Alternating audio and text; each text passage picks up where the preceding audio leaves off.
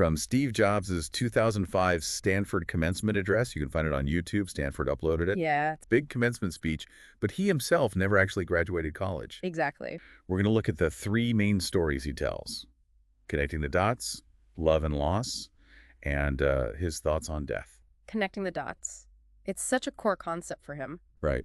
It really gets at how unpredictable paths can sometimes lead to unexpected places. Yeah, and he starts it off with his own rather unconventional beginning his adoption story. Yeah, that was interesting. His biological mom was insistent, really insistent, that he be adopted by college grads. Mm-hmm. But then the couple who were lined up first changed their mind, right? Exactly. So he ends up with his parents, neither of whom finished college, and his biological mom only agreed after they promised, like really promised, he'd go to college eventually. He goes to Reed College. Which he points out was like crazy expensive, almost Stanford level expensive. Right. A huge stretch for his working class parents. And then just 6 months in. He's out, drops out, says he just couldn't see the point, didn't know what he wanted to do, felt like he was just wasting his parents' money. It's a pretty gutsy move, especially with that promise hanging over him. Yeah. But he didn't totally leave. That's the interesting part. He stuck around for, what, another 18 months? As a drop-in, yeah. Which meant he could just take classes that looked interesting, no required stuff. And that's where the dots start appearing, right? He wanders into a calligraphy class. Totally random, seemingly. Yeah. He talks about learning about serif and serif fonts, letter spacing, the whole art of typography. Stuff that seemed completely useless at the time, like zero practical application. He says exactly that. No hope of practical application. It was just curiosity. He found it beautiful. Which is a point in itself, isn't it? Following something just because it fascinates you. Absolutely. Then, fast forward 10 years, they're designing the first Mac. And suddenly, all that calligraphy knowledge, it comes rushing back. Yeah, it becomes key, making the Mac the first computer with, beautiful typography, proportional fonts. It was a huge differentiator. And he even suggests that because the Mac did it, and Windows kind of copied it, that maybe all personal computers have better typography because he took that weird class. It's a pretty big claim, but you can see his point. A tiny, seemingly irrelevant choice had massive ripple effects. Well, that's the core lesson, right? You can't connect those dots looking forward. No way. Only looking back. You got to trust somehow that the dots will connect. Trust your gut, your intuition, whatever, even if it takes you off the main road. Exactly. He says you have to trust that following your heart, even when it doesn't make logical sense, will pay off down the line. That trust makes all the difference. Okay, so that's dot connecting. From there, he shifts gears into the second story. Love and loss. Yeah, and this gets quite personal, focusing on his journey with Apple. He paints the picture. Starting Apple with woes in his parents' garage at 20. Growing it over 10 years into this like $2 billion company, 4,000 employees. They just launched the Mac.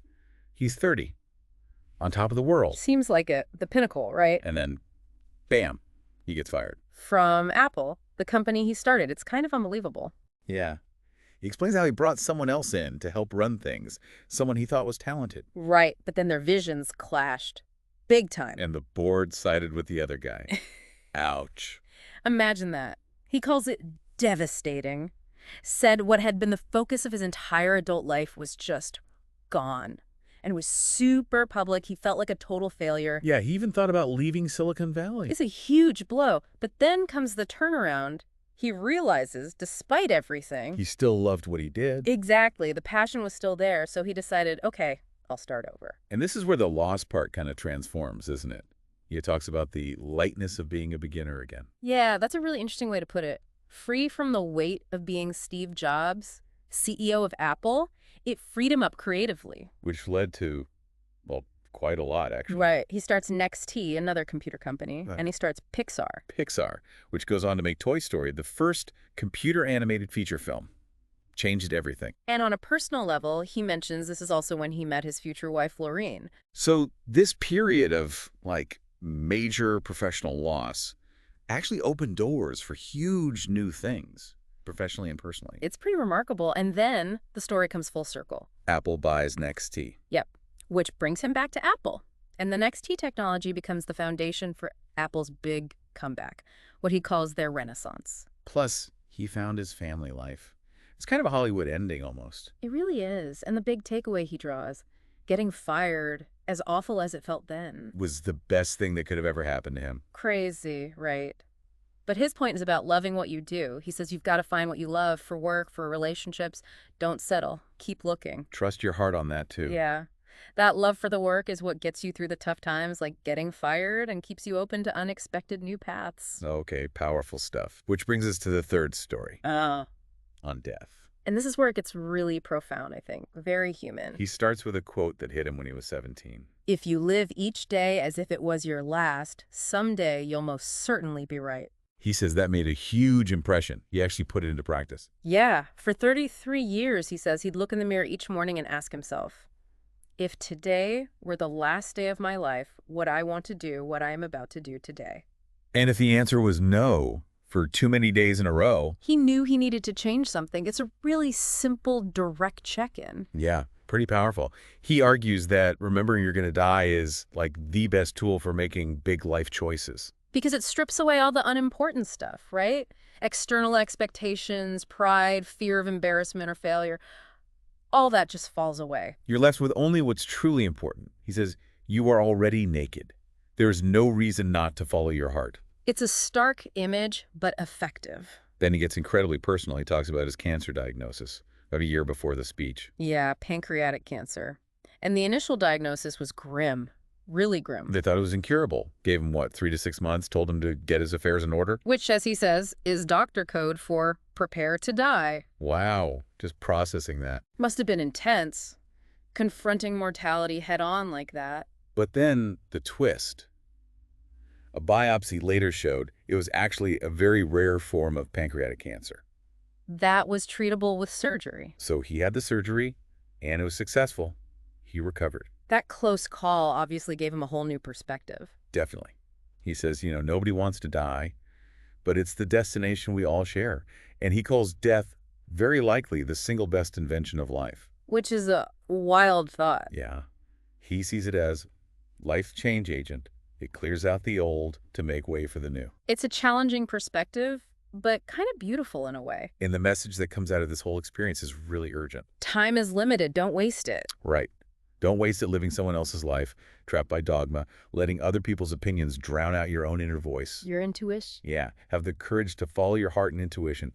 He believes they somehow already know what you truly want to become. Everything else is secondary. That inner voice. Again, it's a constant theme, but amplified here by facing death. So as he's wrapping up, he brings up something called the Whole Earth Catalog. Ah, yeah, a big influence on him, apparently. He calls it one of the Bibles of his generation. Yeah. Created by Stuart Brand back in the late 60s, early 70s, before personal computers and all that. Right, it was made with, like, typewriters, scissors, Polaroid cameras. Very analog. He describes it as idealistic, full of neat tools and great notions, sort of like Google in paperback form decades early. A resource for counterculture, self-sufficiency, that kind of thing. And he focuses on the very last issue from the mid-70s. He was about the age of the students he was speaking to then. And on the back cover, a picture of an early morning country road. And beneath it, 4 words: stay hungry, stay foolish. That was their final message, a farewell. And Jobs says he always wished that for himself, and now he's wishing it for the graduates. Stay hungry, stay foolish. It sums up so much of what he's been saying, doesn't it? Totally.